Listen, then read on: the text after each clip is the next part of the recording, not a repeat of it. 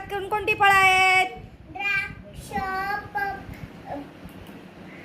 आंबा, ऑरेंज, पेरू, चिकू, डाळिंब आणि द्राक्ष. Very good. काय काय सांगितलं तिने रे?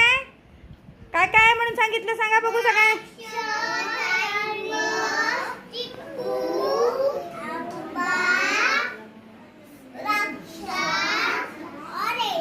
ऑरेंजला काय म्हणतात?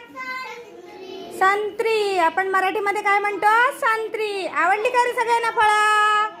आवडली सगळ्यांना फळं? आवडली का? आवडली? कशी लागतात रे?